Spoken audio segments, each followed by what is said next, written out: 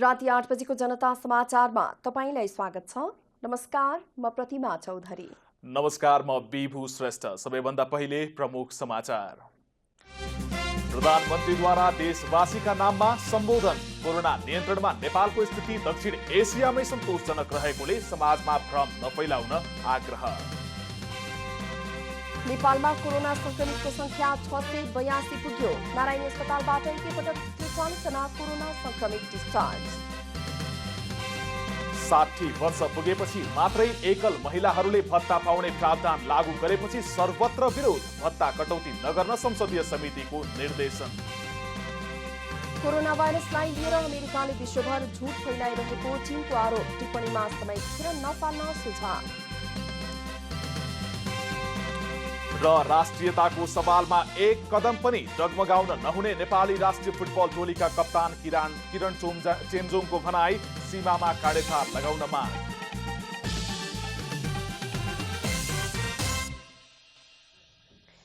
अब पुरा समाचार।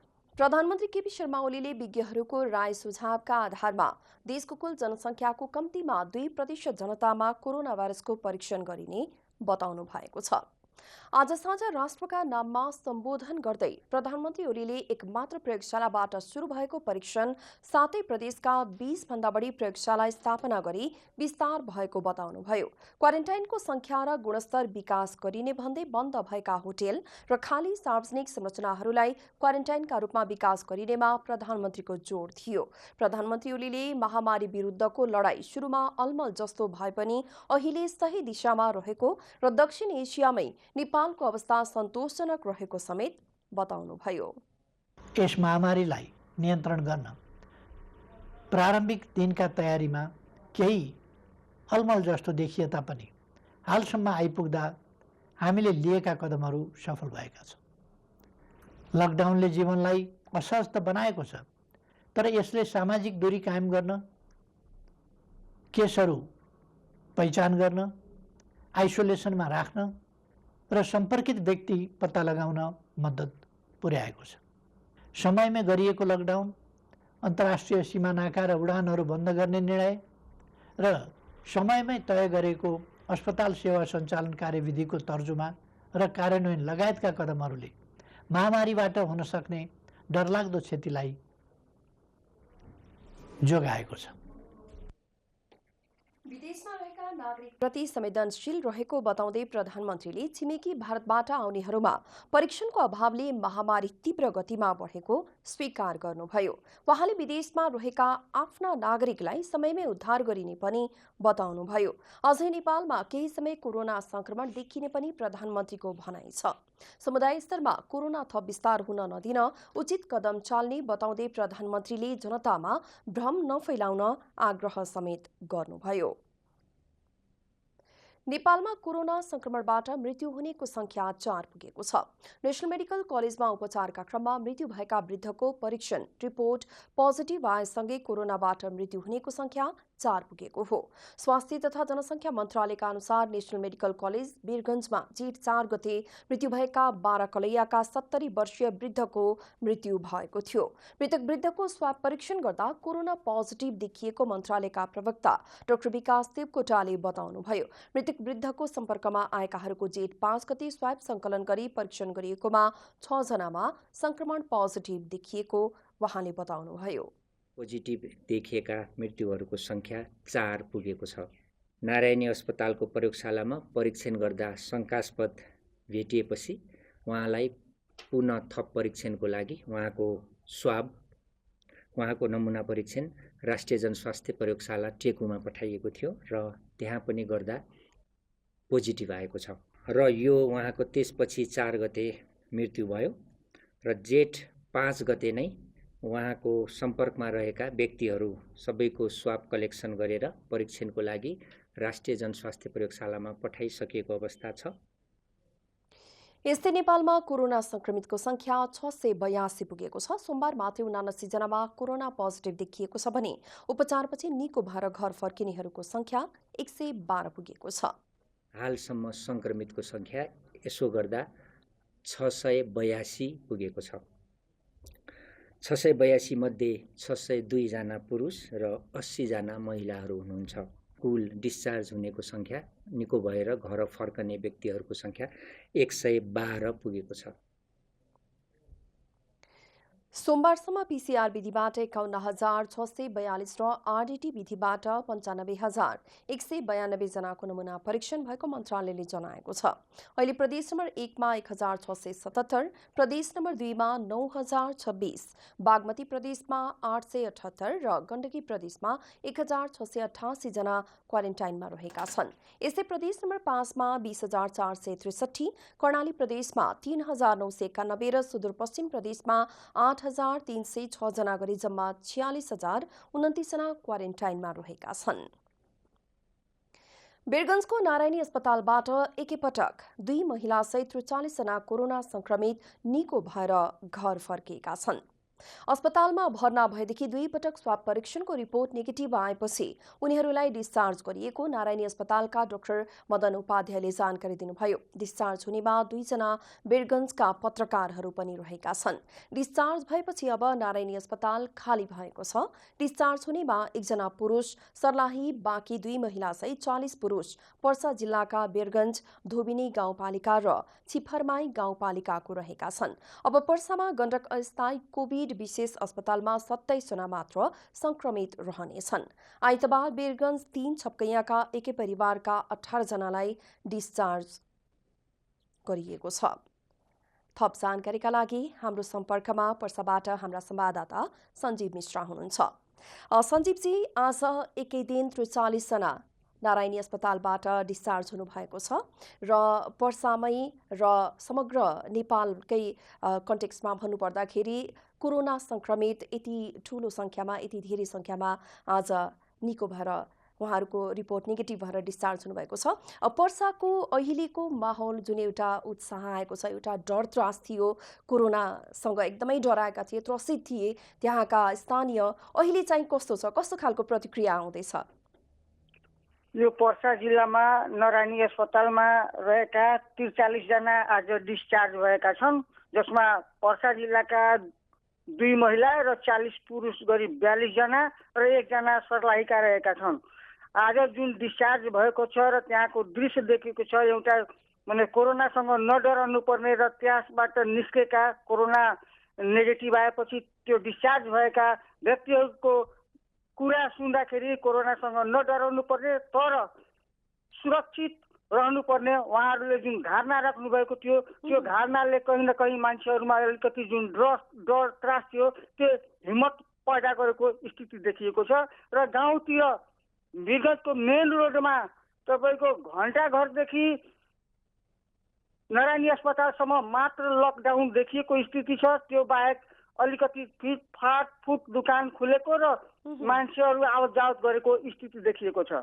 भनेपछि 43 जना आज निको भएर डिस्चार्ज हुनु भएपछि वीरगञ्जमा वातावरण अलिकति सहज भएको छ, पसलहरू खुलेका छन्। तर वीरगञ्जमा जुन संख्यामा पहिला पनि संक्रमित भेटिएको छ र अहिले पनि उहाँहरूको सम्पर्कमा रहेकाहरू पुरै निको नभइसकेको अवस्थामा त्यहाँको वातावरण, पसलहरू खुल्ला भएको यहाँले जानकारी दिनुभयो भर्खरै। के पसलहरू खुल्नु र मानिसको आवत जावत संख्यात्मक हिसाबमा बढाउनु जायज होला त? यो के सुरक्षात्मक दृष्टिकोणले जायज होला? यहाँको अहिले प्रशासनको भनाइ अनुसार लकडाउन खुलेको छैन। लकडाउनको पालना गर्नुपर्छ, नियमको पालना गर्नुपर्छ, डब्ल्युएचओले दिएको निर्देशन पालना गर्नुपर्छ। तर जुन आज एउटा 43 जना नारायणी अस्पतालबाट एकैचोटि जुन उहाँहरू डिस्चार्ज हुनुभयो, त्यो स्थितिले, त्यो परिस्थिति हेरेर मान्छेमा अलिकति जुन खुसियालीको माहौल थियो त्यो स्थितिले त्यस्तो उत्पन्न भएको स्थिति देखिएको छ प्रतिमाजी। भनेपछि एक किसिमको छुट्टै खालको उत्साह त्यहाँको स्थानीयमा देखिएको छ। र सँगै मैले अर्को जिज्ञासा राख्न चाहे, सञ्जीवजी 2 जना पत्रकारहरू पनि रहनु भएको थियो, उहाँहरू पनि निको भएर आज फर्कनु भएको छ, घर फर्कनु भएको छ र अबको आगामी कदम कस्तो उठाउनुपर्छ र कुन किसिमको सुरक्षा र सँगसँगै पत्रकारहरूको लागि के कसो गर्न सकिन्छ, कोरोना बिमा लगायतका के कस्तो योजना रहेको छ र स्वयं दुईजना पत्रकारमध्ये पत्रकार महासङ्घका पर्सा अध्यक्ष स्वयं पनि रहनुभएको थियो सङ्क्रमित र उहाँ पनि निको भएर घर फर्किनु भएको छ। एकदमै खुसीको कुरा हो र पर्साका जति पनि पर्सेली पत्रकारहरू छन् अब उहाँहरूको हकमा के कस्तो योजना रहेको छ?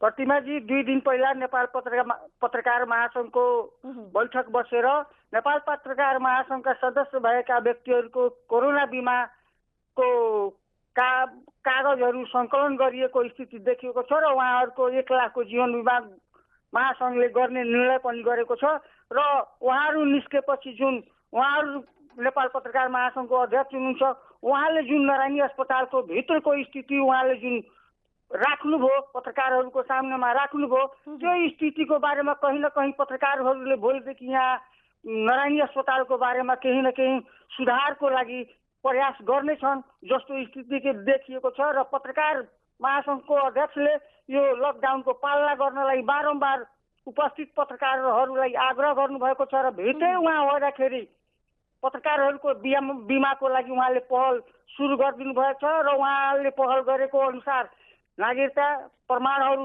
सङ्कलन गरी बिमाको लागि तयारी भइरहेको उहाँले जानकारी दिनुभएको छ।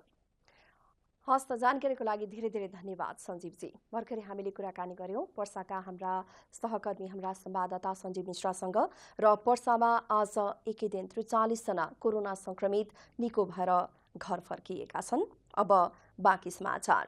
प्रतिनिधि सभाको कानून न्याय तथा मानवाधिकार समितिले एकल महिलाहरूको भत्ता कटौती नगर्न सरकारलाई निर्देशन दिएको छ। एकल महिलाहरूले 60 वर्ष पुगेपछि मात्रै भत्ता पाउने प्रावधान सरकारले लागू गरेपछि समितिले चालू अधिवेशनबाट ऐन संशोधन गरी भत्ता दिन निर्देशन दिएको हो। कोरोनाबाट पीडित नागरिकलाई राहतभन्दा आहत हुने भएकाले सम्बन्धित कानून संशोधन गरी एकल महिलालाई भत्ताको प्रबन्ध गर्न सरकारलाई निर्देशन दिएको समिति सभापति कृष्ण भक्त पोखरेलले बताउनुभयो। यति बेला यो कोरोनाबाट पीडित नेपाली नागरिकलाई राहतभन्दा आहत जस्तो अनुभूति भयो तसर्थ तत्सम्बन्धी कानुन संशोधनको काम यसै हाउसमा सरकारले गरेर सबै विधवा महिलाहरूले चाहिँ भत्ता पाउने जो विगतको प्रबन्ध थियो त्यो प्रबन्ध नै कार्यान्वयन गर्नका लागि आह्वान गर्ने कुरा हामी सरकारको ध्यानाकर्षण गराउने काम भएको छ। समितिले पीसीआर परीक्षणको दायरा बढाउन पनि सरकारलाई निर्देशन दिएको छ। ठाउँ ठाउँमा प्रयोगशालाहरू निर्माण भए पनि व्यापक रूपमा परीक्षण हुन नसकेको उल्लेख गर्दै सभापति पोखरेलले ल्याबहरूको स्तर वृद्धि गर्दै परीक्षणको दायरा बढाउन निर्देशन दिनुभयो।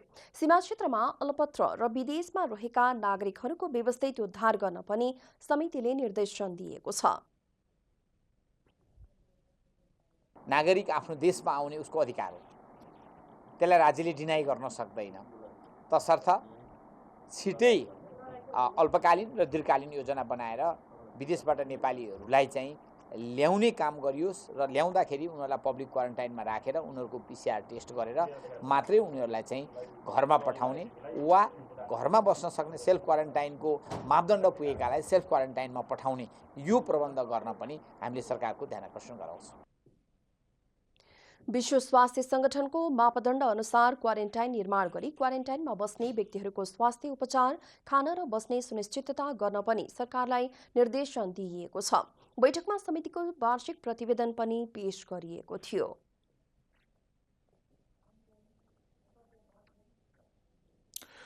सरकारले 60 वर्ष पुगेपछि मात्रै एकल महिलाहरूले भत्ता पाउने प्रावधान लागू गरेपछि त्यसको सर्वत्र विरोध भएको छ।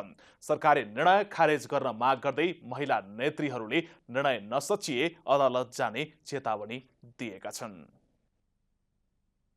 सरकारले एकल महिलाहरूका हकमा 60 वर्ष पुगेपछि मात्रै भत्ता पाउने प्रावधान लागू गरेपछि महिलाका क्षेत्रमा काम गर्नेहरूले सरकारी निर्णय सच्याउन माग गरेका छन्। उमेर तोकेर भत्ता कटौतीको निर्णय लिनुलाई महिला नेत्रीहरूले सरकारी गैरजिम्मेवारीपनाको संज्ञा दिएका छन्। सरकारको उक्त निर्णय खारेज गर्न महिला नेत्रीहरूको माग छ। यो संवेदनशील विषयवस्तु हो, त्यसकारण कि त बालबच्चा एकल हुनेको बालबच्चालाई पढाउने पनि सरकारले जिम्मा लिन पर्यो र के अरे उनीहरूलाई रोजगारीको ग्यारेन्टी गर्नु पर्यो होइन भने चाहिँ नि अब दिइआएको काङ्ग्रेसको पालादेखि दिइआएको भत्तालाई चाहिँ कटौती गर्नु भएन। यता सरकारले एकल महिलाका लागि रोजगारीको ग्यारेन्टी गर्नुपर्ने एकल महिला संघको माग छ। सरकारी निर्णय खारेज गर्न माग गर्दै संघले निर्णय नसचिए अदालत जाने चेतावनी दिएको छ। ऐन संशोधन गर्दा चाहिँ यो एकदमै ढिलो हुन जान्छ र ऐन संशोधनको प्रक्रिया अलि लामो पनि भएको हुनाले ढिलो हुने भएको हुनाले अहिले तुरुन्तै चाहिँ हामीले अन्तरिम आदेश गराएर सर्वोच्चबाट अन्तरिम आदेश गराएर यसको पहलको लागि हामी चाहिँ भोलि सर्वोच्चमा अन्तरिम आदेशको लागि दर्ता गर्दैछौँ। नीलो परिचय पत्र पाएका अपाङ्गता भएका व्यक्तिलाई भत्ता नदिने र एकल महिला 60 वर्ष पुगेपछि मात्रै भत्ता दिने व्यवस्था सच्याउन संघीय संसदको प्रतिनिधि सभा अन्तर्गतको महिला तथा सामाजिक समितिले पनि सरकारलाई निर्देशन दिएको छ। यो भन्दा पहिले नै यो 1 वर्ष अगाडि नै कुरा आएको हो हैन। त्यति बेला पनि यसरी गर्नु काट्नु हुँदैन भनेर हामीले त्यति बेला पनि कुरा उठाएको, त्यति बेला त्यो भएन। अब फेरि अहिले त्यो कुरा आएछ। त्यसैले अब यो विधवाले पाउने कुरा जे खाइपाइ आएका छन् ती खाइपाएका कुरालाई हामीले घटाउनु हुँदैन, त्यसलाई काट्नु। भत्ता रोकिँदा करिब 3.5 लाख एकल महिला र 80,000 ख वर्गका अपाङ्गता भएका व्यक्ति प्रत्यक्ष प्रभावित भएका छन्। कमला हमाल, काठमाडौँ। प्रदेश नम्बर 1, 2 र बागमतीमा अप्टिकल फाइबर ओछ्याउने काम समयमै सम्पन्न गर्न संसदीय समितिले सञ्चार मन्त्रालय र दूरसञ्चार प्राधिकरणलाई निर्देशन दिएको छ। प्रतिनिधि सभाको विकास तथा प्रविधि समितिको आजको बैठकले मध्य पहाडी, लोकमार्ग र जिल्ला सदरमुकामहरूमा 2 वर्षभित्र फाइबर ओछ्याउने सम्झौता भए पनि सन्तोषजनक काम नभएको भन्दै यस्तो निर्देशन दिएको हो। सम्झौता अनुसारको निर्माणको प्रगति न्यून देखिएको उल्लेख गर्दै समितिले स्पष्ट कार्य योजना बनाएर गुणस्तरीय रूपमा काम गर्न सूचना तथा सञ्चार प्रविधि मन्त्रालय र नेपाल दूरसञ्चार प्राधिकरणलाई निर्देशन दिएको हो। अहिले देशका 41 जिल्लामा कार्यक्रम सञ्चालनमा रहेको छ। मार्ग तथा जिल्ला सदरमुकाम जोड्ने सूचना महामार्ग निर्माण 2 वर्षभित्र सम्पादन हुने गरी नेपाल दूरसञ्चार कम्पनी लिमिटेडसँग भएको सम्झौता अनुसारको निर्माण कार्यको प्रगति अत्यन्त न्यून देखिएकोले उक्त कार्य स्पष्ट कार्ययोजना बनाई समयमै गुणस्तरीय रूपमा सम्पन्न गर्न समिति नेपाल सरकार सञ्चार तथा सूचना प्रविधि मन्त्रालय र नेपाल दूरसञ्चार प्राधिकरणलाई निर्देशन गर्दछ। समितिले शिक्षा, उद्योग लगायत राज्यका हरेक क्षेत्रका संरचनालाई प्रविधि मैत्री बनाउने योजनामा पनि काम गर्न निर्देशन दिएको छ। महामारी छ भनेर काम ठप्प राख्ने अवस्था नभएकाले लकडाउनको पालना गरी सामाजिक दूरी कायम गर्दै काम गर्न निर्देशन दिइएको हो। काम सञ्चालन गर्दा गुणस्तर र मूल्यमा सम्झौता नगर्न समितिले चेतावनी समेत दिएको छ। हामीले यो चाहिँ अब कोभिडको महामारी छ भनेर अब कामलाई ठप्प राख्ने स्थिति हुँदैन। त्यसो भएको हुनाले सामाजिक यो चाहिँ यो सरकारको जुन लकडाउनको चाहिँ निर्देशन छ त्यसलाई पालना गरेर सामाजिक दूरीलाई पालना गरेर कामलाई व्यवस्थित रूपमा अगाडि बढाउन पनि यो कोभिडकै बीचमा काम अगाडि बढाउने हिसाबले योजना बनाउन पनि निर्देशन गर्छ। समितिले कोरोना भाइरसले देशमा बेरोजगारीको अवस्था निर्माण गरी आर्थिक मन्दी हुन सक्ने अवस्थालाई मध्यनजर गर्दै स्वदेशी उत्पादन र जनशक्ति परिचालन गरी काम गर्ने वातावरण बनाउन पनि निर्देशन दिएको छ। त्रिवी शिक्षण अस्पताल महाराजगञ्जमा PCR परीक्षण ल्याब स्थापना गरिएको छ। शिक्षण अस्पतालमा आज PCR परीक्षण ल्याब स्थापना गरिएको हो। नेपालमा कोरोना संक्रमणको दर बढ्दो क्रममा रहेकाले परीक्षणको दायरा पनि बढाउन ल्याब स्थापना गरिएको हो। अस्पतालका कर्मचारीलाई तत्काल तालिम दिएर परिचालन गरिने तयारी भइरहेको छ। जति एमपिएचएलले आफ्नो तर्फबाट अझै जति सुविधा गर्न सक्छ त्यो हामी गर्छौँ नै। रिसेन्टली नै हामीले एउटा ट्रेनिङ गरेर यहीँको 2 जना स्टाफ र सेन्ट्रल डिपार्टमेन्ट अफ माइक्रोबायोलोजीबाट चाहिँ 2 जना स्टाफलाई एउटा PCRमा ओरिएन्टेसन ट्रेनिङ पनि दिएका थियौँ। आवश्यकता पऱ्यो भने थप पनि दिन्छौँ। अब पनि कुनै टेक्निकल सपोर्ट हामी हुन्छ भने चाहिन्छ भने त्यो पनि हामी गर्न तयार छौँ। त्रिभुवन विश्वविद्यालयका उपकुलपति डाक्टर धर्मकान्त बास्कोटाले एक शिफ्टमा 96 जनाको स्वाब परीक्षण गर्ने क्षमताको ल्याब स्थापना भएको बताउनुभयो। अहिले पूरा क्षमतामा ल्याब सञ्चालन गरी परीक्षणको दायरा बढाउनुपर्ने अवस्था आएको छ। हामी कहाँ छ जसको क्यापासिटी 96 यो स्याम्पल पर शिफ्टमा यसले गर्न सक्छ। यसलाई अघि केन्द्रीय प्रयोगशालाका निर्देशकजीले भनिसक्नुभयो फुल क्यापासिटीमा चल्नुपर्छ, किनभने अब हामी कहाँ यो महामारी बढ्दो रूपमा छ। यो सँगै देशभर पीसीआर परीक्षणका लागि 17वटा ल्याबहरू सञ्चालनमा आएका छन्। संक्रमितको संख्या बढिरहेको अवस्थामा परीक्षणको दायरा बढाउन यसले अझ सहयोग पुग्नेछ। त्रिवीसँग 3वटा पीसीआर मसिन रहेका छन्। जनता समाचारमा विश्राम।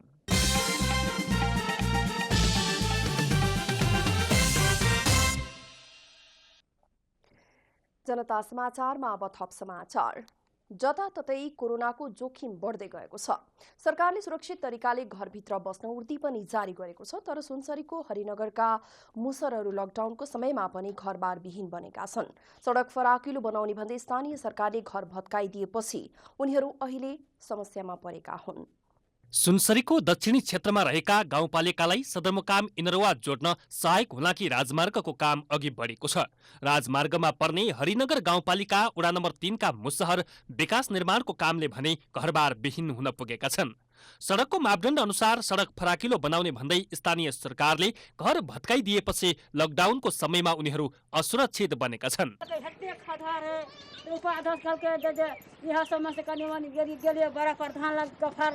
तो कहलके जे ये प्रधान जे हमरा केयर कहले तो यह प्रधान आके ये सब कनी मटर इसलिए गिरा देलके आ सब उजरल रहे तो हमार बच्चा के लाइन निकला गले अंगना के टाट फाग जे रहे ना तो वह एक करती हेवा काल खा जैसे सेट देलके इला करे तो वहने ढाल ढोल हमरो घर रहने रे।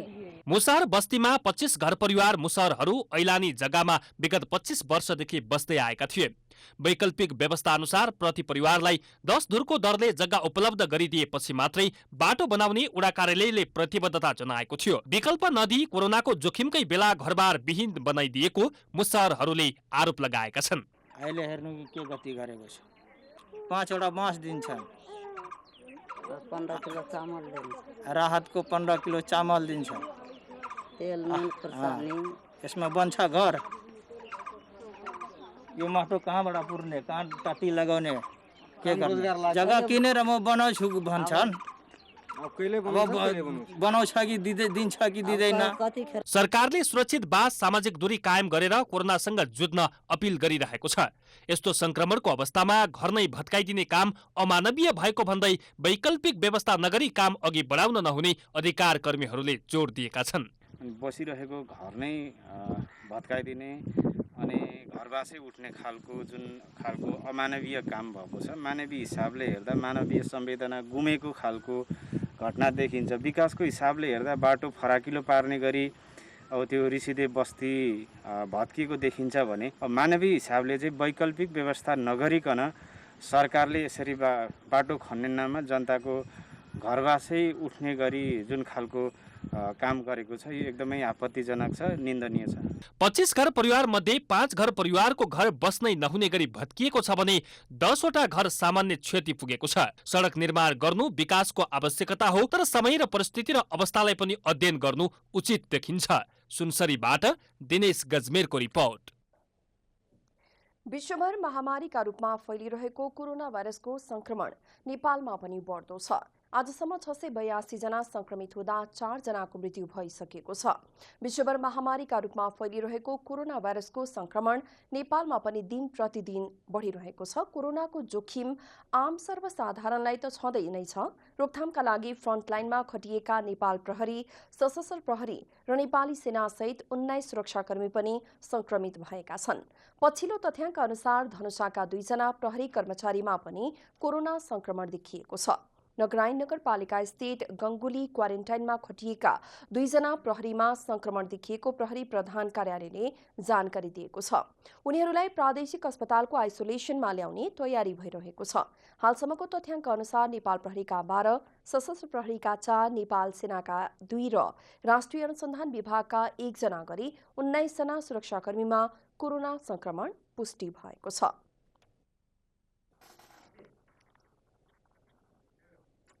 अब आर्थिक समाचार।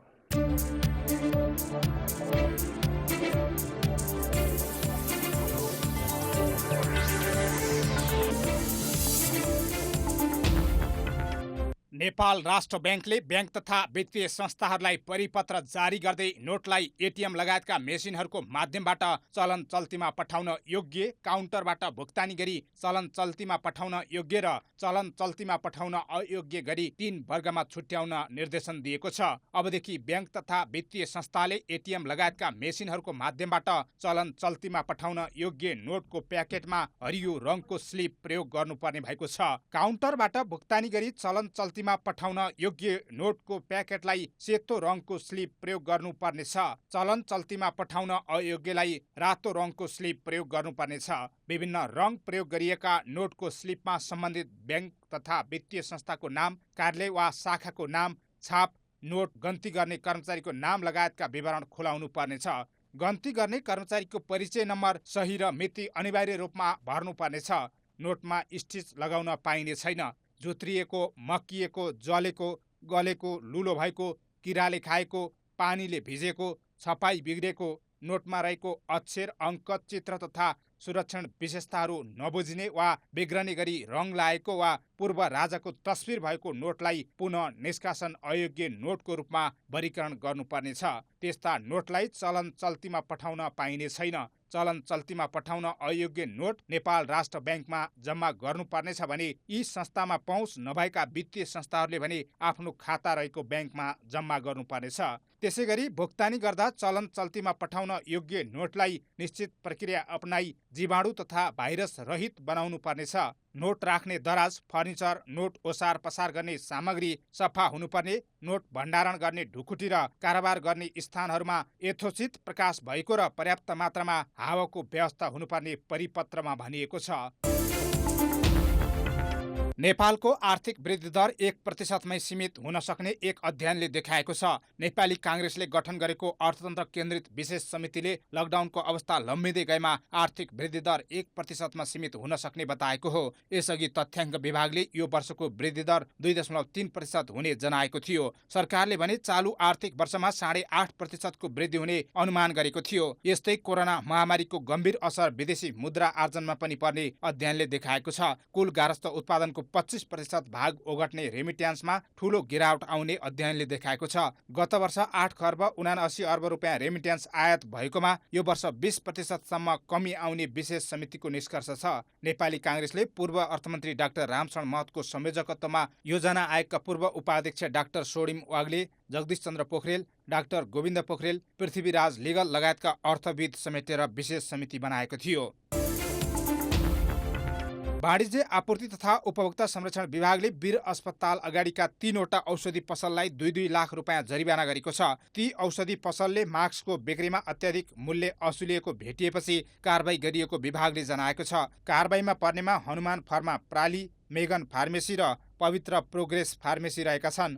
हनुमान फार्माले हाई मार्क्समा, मेगन फार्मेसी र पवित्र प्रोग्रेस फार्मेसीले KN95 मास्क बिक्रीमा बढी मूल्य असुलिएको भेटिएको हो।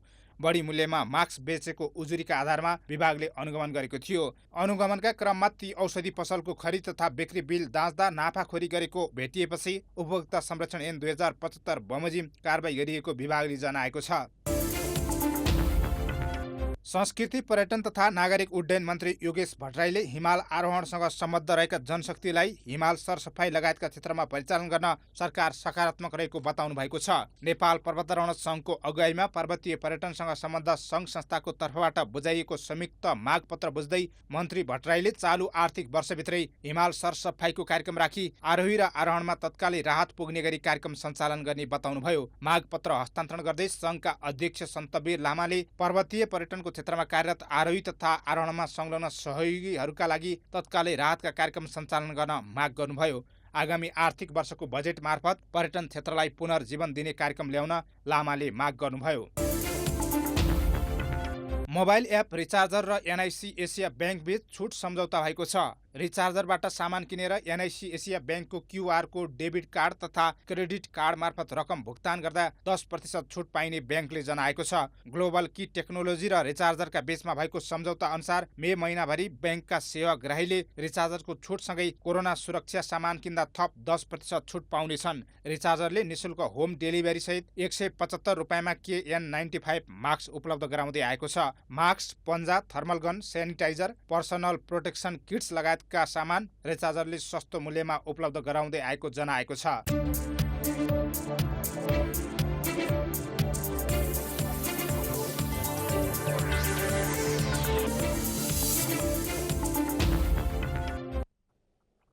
जनता समाचारमा पुनः विश्राम।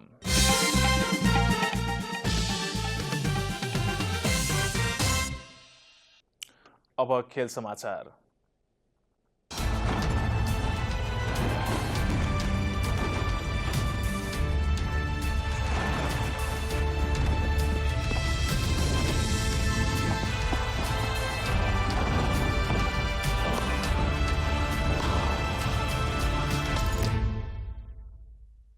नेपाली राष्ट्रिय टोलीका कप्तान किरण चेम्जोङले राष्ट्रियताको मामिलामा एक कदम पनि डगमगाउन नहुने धारणा राखेका छन्।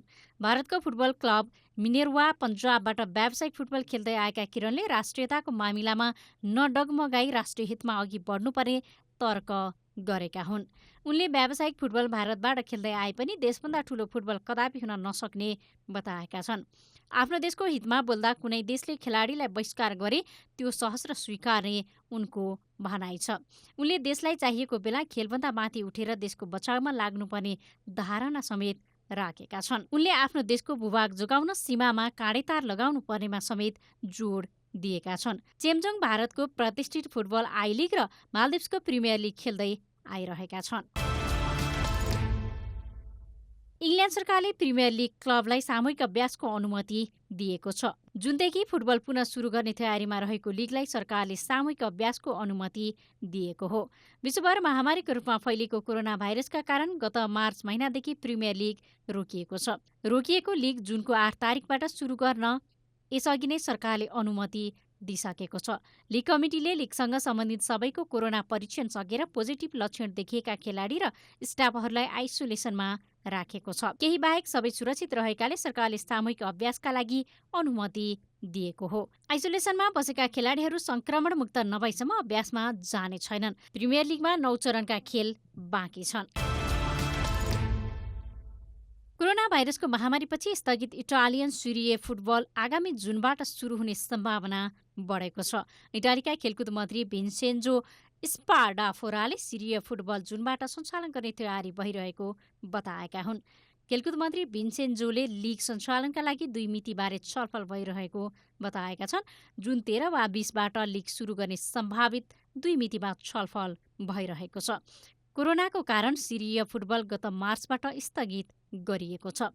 यस सिजन साबिक विजेता युभेन्टस शीर्ष स्थानमा रहेको छ। युभेन्टस लाजियोभन्दा 1 अङ्कले अघि रहेको छ।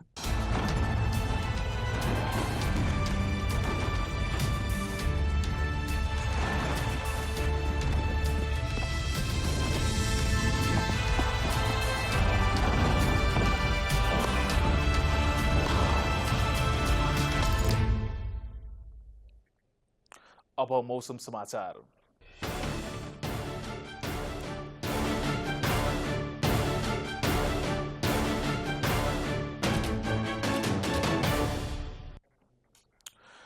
भारतको पश्चिम बंगाल र बंगलादेशको आसपासमा रहेको निम्न चापीय प्रणाली अनुसार नेपालको पूर्वी भूभागमा यसको आंशिक प्रभाव परेको छ। आज देशको पूर्वी लगायत पश्चिमी र मध्य पहाडी भूभागहरूमा सामान्य बदली रही बाँकी भागमा आंशिक बदली रहने जल तथा मौसम पूर्वानुमान महाशाखाले जनाएको छ। मध्य तथा पूर्वी भागका अधिकांश स्थान र पश्चिमी पहाडी क्षेत्रका 1-2 स्थानमा मेघगर्जन सहित वर्षाको सम्भावना रहेको छ। अब देशभरका विभिन्न स्थानको मौसमी विवरण।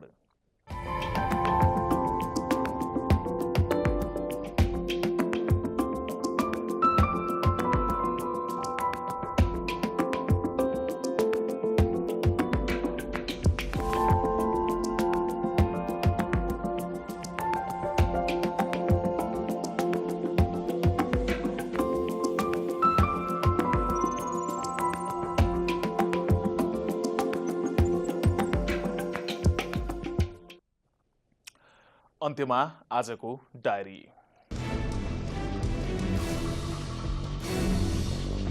प्रधानमन्त्री केपी शर्मा ओलीले विज्ञहरूको राय सुझावका आधारमा देशको कुल जनसङ्ख्याको कम्तीमा 2% जनतामा कोरोना भाइरसको परीक्षण गरिने बताउनु भएको छ। आज राष्ट्रका नाममा सम्बोधन गर्दै प्रधानमन्त्री ओलीले एकमात्र प्रयोगशालाबाट सुरु भएको परीक्षण 7 प्रदेशका 20 भन्दा बढी प्रयोगशाला स्थापना गरी विस्तार भएको बताउनुभयो। नेशनल मेडिकल कलेज वीरगञ्जमा उपचारको क्रममा मृत्यु भएका बारा कलैयाका 70 वर्षीय वृद्धको परीक्षण रिपोर्ट पोजिटिभ आएसँगै नेपालमा कोरोना संक्रमणबाट मृत्यु हुनेको संख्या 4 पुगेको छ। यस्तै नेपालमा कोरोना संक्रमितको संख्या 682 पुगेको छ। सोमबार मात्रै 79 जनामा कोरोना पोजिटिभ देखिएको छ भने 112 जना उपचारपछि निको भएर घर फर्किएका छन्। प्रतिनिधि सभाको कानून न्याय तथा मानव अधिकार समितिले एकल महिलाहरूको भत्ता कटौती नगर्न सरकारलाई निर्देशन दिएको छ। एकल महिलाहरूले 60 वर्ष पुगेपछि मात्रै भत्ता पाउने प्रावधान सरकारले लागू गरेपछि समितिले चालू अधिवेशनबाट ऐन संशोधन गरी भत्ता दिन निर्देशन दिएको हो। अफगानिस्तान सरकारले 2000 तालिबान बन्दीलाई रिहा गरेको छ। तालिबान विद्रोहीले ईदको अवसरमा 3 दिन अस्थायी युद्ध विराम गरेपछि शान्ति वार्ताको पहल स्वरूप सरकारले बन्दीलाई रिहा गरेको हो। राष्ट्रपति अशरफ घानीले तालिबानसँग आगामी चरणका वार्ताका लागि तयार रहेको पनि बताएका छन्। नेपाली राष्ट्रिय टोलीका कप्तान किरण चेम्जोङले राष्ट्रियताको मामिलामा एक कदम पनि डगमगाउन नहुने धारणा राखेका छन्। भारतको फुटबल क्लब मिनेर्वा पन्जाबबाट व्यावसायिक फुटबल खेल्दै आएका किरणले राष्ट्रियताको मामिलामा नडगमगाई राष्ट्रिय हितमा अघि बढ्नुपर्ने बताएका हुन्। उनले देशभन्दा ठूलो फुटबल कदापि हुन नसक्ने बताएका छन्।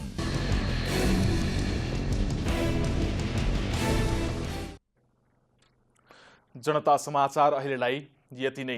जनताद्वारा जनताका लागि प्रसारित जनता टेलिभिजनका कार्यक्रमहरू तपाईँ युट्युब, ट्विटर, फेसबुक र हाम्रो वेबसाइट जनतासमाचार.com मा पनि पढ्न र हेर्न सक्नुहुनेछ। सूचनामा तपाईको सहभागिता, समयमा समाचार हाम्रो प्रतिबद्धता। कोरोना भाइरसको संक्रमणबाट बस्न नियमित रूपमा साबुन पानीले मिची हात धोऊ, भिडभाडबाट टाढै रहौं। नमस्कार।